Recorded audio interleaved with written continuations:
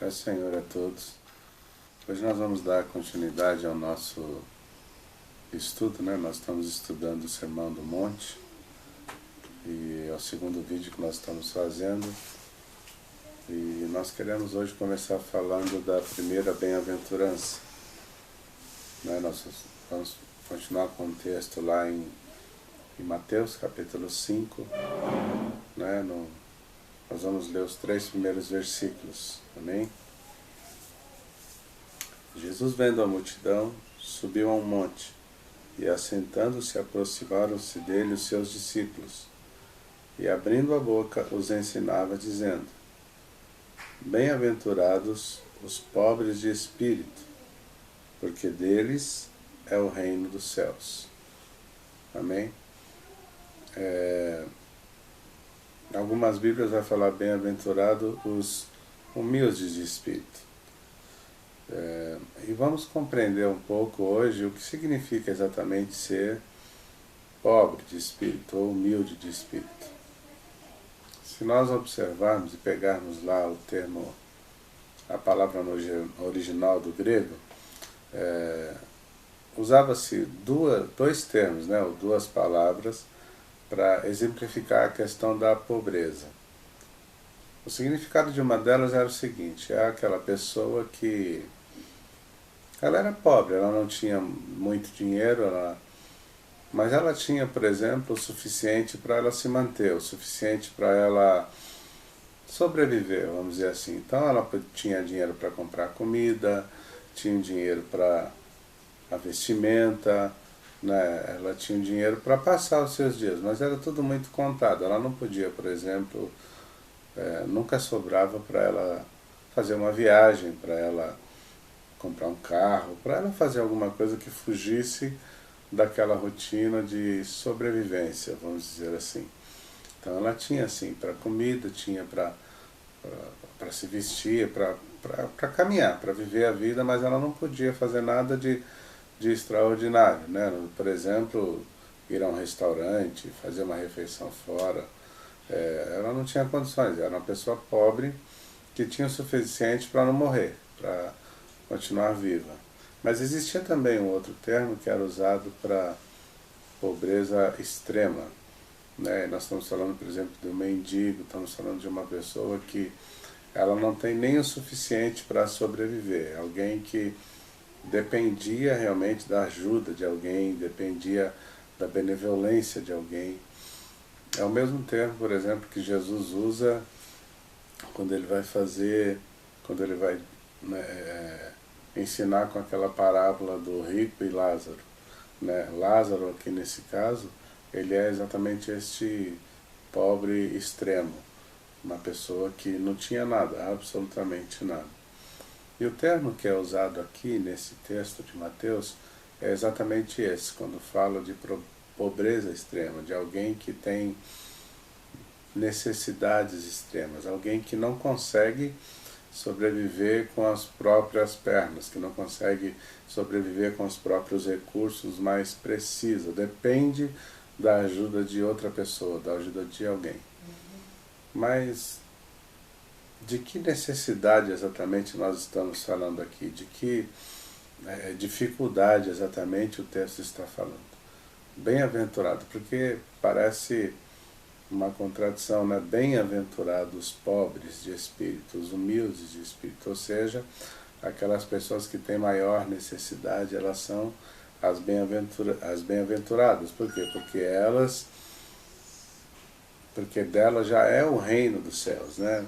Não se trata nem mais de uma promessa, mas sim de você já estar vivendo o reino de Deus. Pobreza de espírito aqui está falando exatamente de dependência, está falando exatamente de alguém que reconhece que ele precisa de Deus, que ele depende de Deus, que ele não consegue sem a presença de Deus na sua vida chegar a lugar nenhum, conseguir coisa nenhuma. Ele depende exclusivamente e totalmente de Deus. Nós vivemos dias onde acontece exatamente o contrário. O homem ele quer ser autossuficiente, ele quer conseguir conquistar todas as suas coisas a partir da sua capacidade pessoal de adquirir, de avançar, de conquistar. Ele não quer depender de nada, não quer depender de ninguém, mas do seu próprio esforço, da sua própria capacidade. Só que Jesus olha para estas pessoas e elas não são consideradas por Deus bem-aventuradas, porque a grande verdade é que nós precisamos de Deus.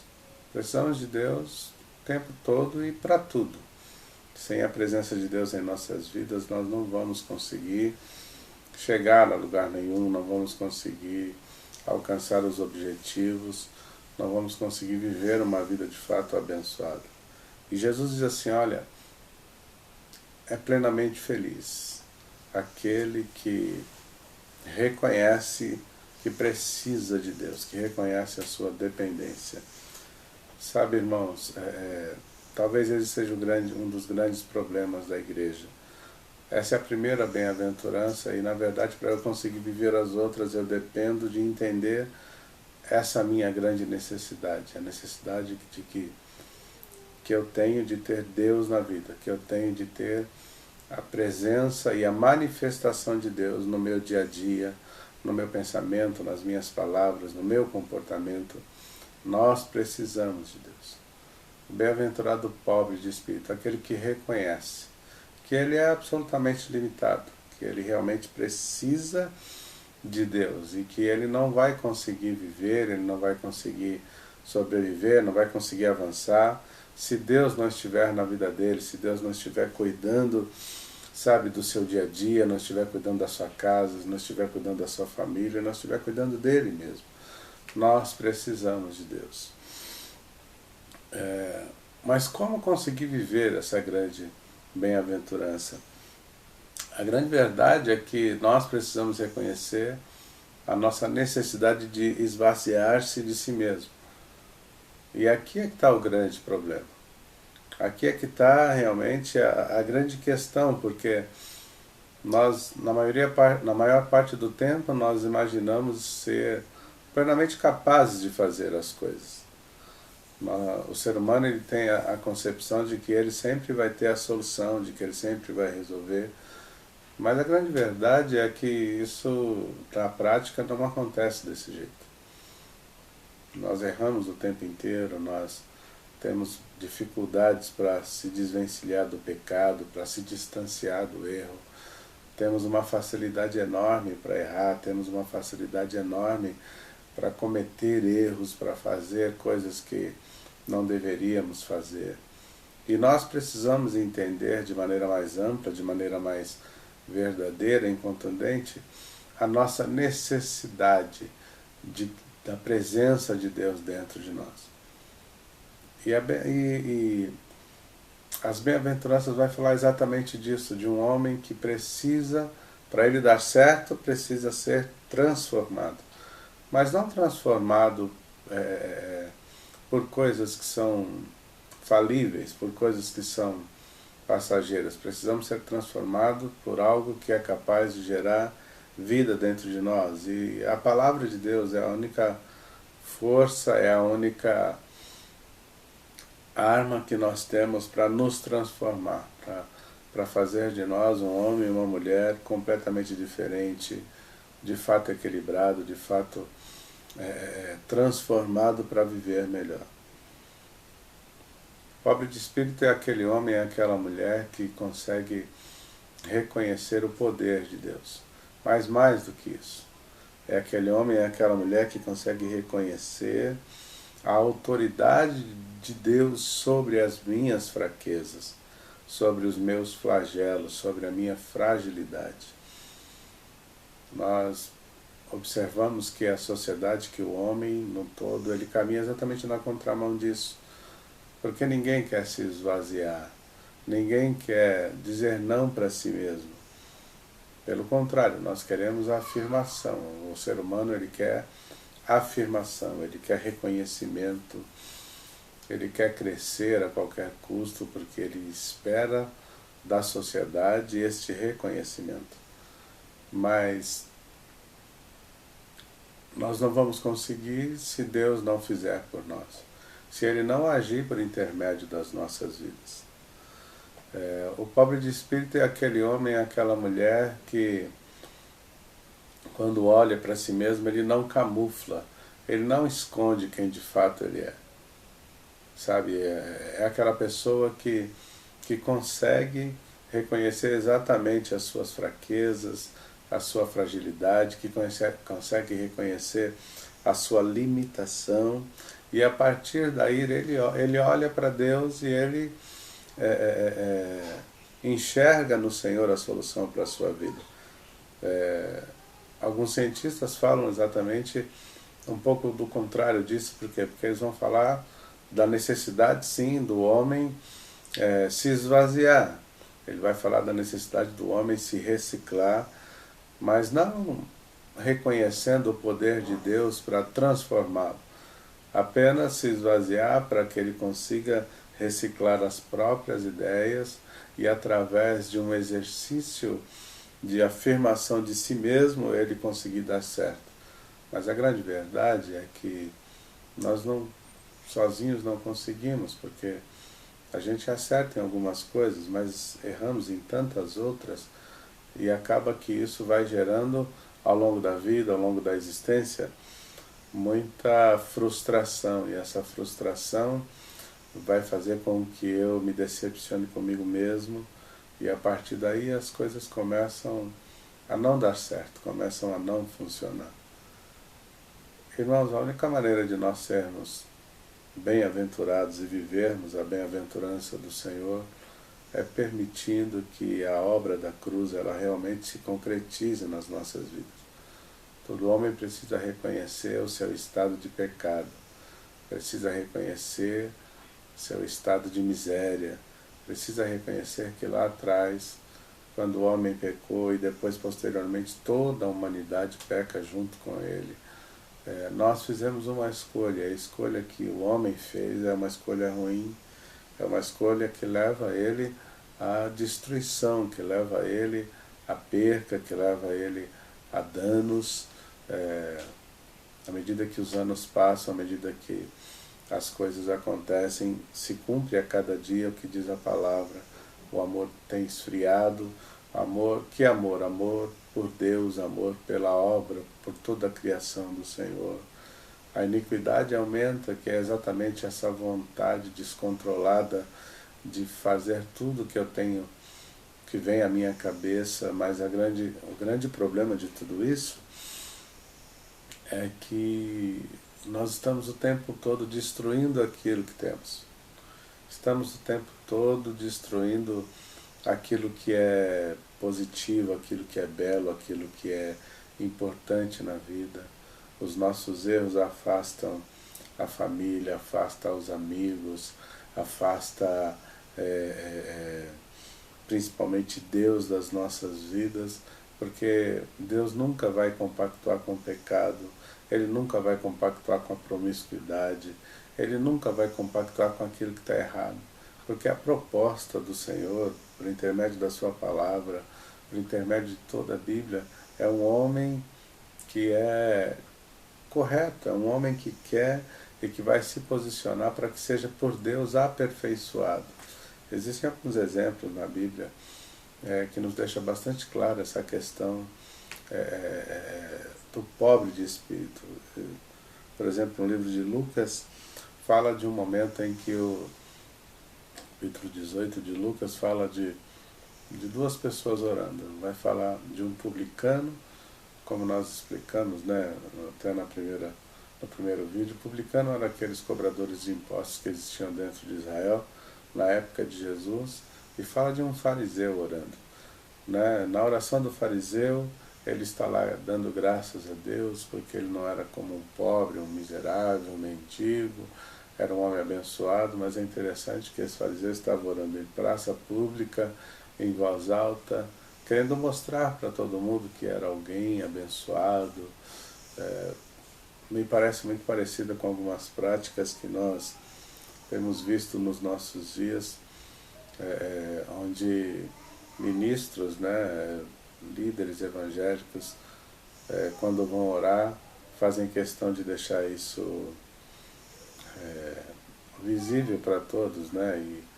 E os nossos momentos de oração agora estão nas redes sociais. E há muita hipocrisia em tudo isso que nós temos visto dentro da igreja.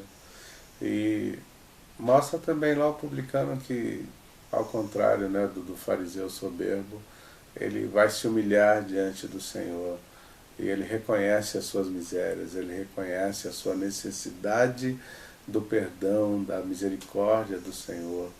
Então ele vai pedir perdão a Deus. Ele vai pedir que Deus olhe para ele e dê a ele uma chance de mudar a sua história, mudar a sua vida.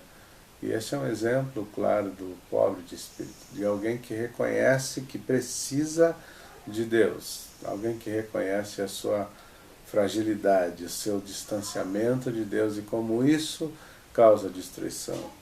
Temos também um exemplo, por exemplo, no livro de Juízes, de Gideão, né, que vai orar ao Senhor e quando Deus o chama para realizar uma grande obra, porque Israel está sendo de uma maneira muito terrível atacada e vencida pelos midianitas, e a Bíblia diz que ele vai orar ao Senhor e Deus, né, se apresentando a ele, diz que quer usá-lo para que a nação de Israel seja, né, alcançada por Deus e ela se livre, né, da guerra, ela vença aquela batalha, aquele momento. E aí ele, quando vai falar com Deus, Gideão diz assim: olha, Senhor, eu sou pequeno, eu sou muito pequeno, como que eu vou conseguir? Não existe como eu conseguir. Gideão reconhece que ele sozinho não ia conseguir, ele reconhece a sua pequenez, então Deus se manifesta a ele, confirma realmente a Gideão que quer usá-lo para realizar uma grande obra, e a partir daí ele se posiciona e nós conhecemos a história. Deus usa aquele homem de uma maneira extraordinária e Israel vence naquele momento a guerra que está enfrentando. No livro de Esdras, no capítulo 9, é o momento em que Israel começa a voltar para Jerusalém e a cidade está destruída, eles se reúnem no meio da cidade e a lei será lida ali, e ali há um momento muito poderoso de humilhação diante do Senhor, e quando Esdras vai ler, quando Esdras vai orar, melhor dizendo, ele reconhecendo a sua situação, ele diz para Deus: olha, Senhor, nós estamos aqui diante de Ti envergonhados, porque ele reconhece o seu estado de miséria, de necessidade da parte de Deus. Israel estava destruído, né, saindo, já tinha passado pelo Império Babilônico, pelo cativeiro, agora estão lá, a situação não mudou, eles começam a voltar para Jerusalém, mas quando eles entram, a cidade está destruída, tudo destruído, e eles reconhecem seu estado, reconhecem seu pecado, reconhecem a soberania de Deus, e nesse momento Deus ouve a oração de Esdras. Então, irmãos, tem solução para nós. Mas a pergunta que eu quero lhe fazer é exatamente essa, né? Em que lugar você deseja estar? Você quer ser como aquele fariseu que se apresenta diante de Deus e faz aquela oração mecânica, aquela oração sem nenhum sentido, aquela oração que não vai mexer com as entranhas do Senhor, que não vai mudar a situação de vida dele, que não vai mudar a realidade dele? Ou você quer ser aquele outro homem que, reconhecendo as suas misérias, reconhecendo, sabe, a sua necessidade da presença de Deus, se posiciona diante do Senhor e permite que Deus mude a sua história? Sabe, irmãos, a vida, ela nos entulha. O dia a dia, ele nos entulha. Mas Deus, ele tem uma unção nova para mim, tem uma unção nova para você todos os dias. Mas para que esta unção nos atinja, é preciso que nós, a cada dia, entremos na presença do Senhor com a intenção de se esvaziar. dizer não para o meu eu, dizer não para as minhas vontades, dizer não para aquilo que muitas vezes eu quero fazer, mas eu sei que não devo fazer. E nós temos uma dificuldade muito grande para dizer não para si mesmo. O pecado, ele está enraizado na minha carne, na nossa carne. E a minha carne, ela quer pecar, ela não quer a presença de Deus, ela não quer ouvir o não que Deus tem para me dizer. A Bíblia diz que ela jamais servirá ao Senhor. Mas no meu espírito, eu posso glorificar a Deus. E a única maneira de eu viver no espírito é eu reconhecendo que eu sou pequeno.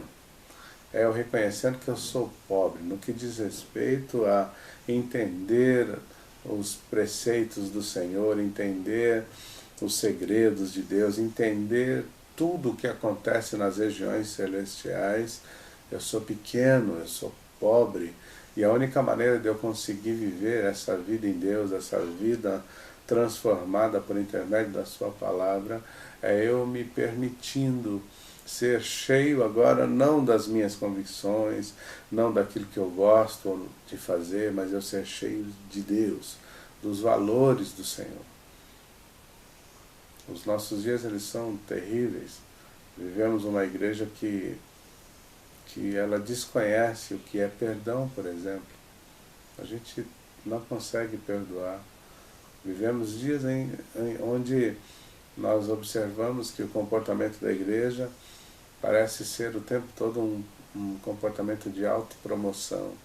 Nós queremos estar em evidência, nós queremos o reconhecimento de todo mundo, mas o que nós precisamos de fato é ser transformados de dentro para fora, viver uma vida no Espírito, viver uma vida que não seja natural, que não seja carnal, mas uma vida cheia do Espírito Santo de Deus. E não há como nós vivermos essa vida cheia do Espírito Santo de Deus tendo uma atitude, um comportamento comum. Para nós vivermos essa vida transformada, nós precisamos entender, precisamos reconhecer que Deus, Ele é tremendo, que Ele é poderoso, que Ele está na minha, que Ele está na sua vida, mas Ele é Senhor desta vida. Porque nós parece que vivemos a realidade onde nós queremos apenas o Deus amigo, não é? Nós queremos o Deus que vai cuidar de tudo, mas nós não queremos que Ele seja Senhor dos meus dias. Não queremos que Ele seja Senhor do meu pensamento, Senhor das minhas palavras, Senhor do meu comportamento. E se eu quero estar dentro da igreja para apenas participar de cultos, para apenas, sei lá, chegar diante do Senhor e entregar lá o meu dízimo, a minha oferta, e parece que está tudo certo, mas eu continuo vivendo a mesma vida, tendo o mesmo comportamento, fazendo tudo o que eu sempre fiz, essa não é a proposta de Deus através do Evangelho. Deus tem uma eternidade preparada para mim e para você, mas a única maneira de vivermos essa eternidade é reconhecendo que Deus está em nós. Amém? Que Deus abençoe você e que Ele guarde a sua vida. E daqui a alguns dias nós vamos ter o próximo vídeo. Deus abençoe a todos.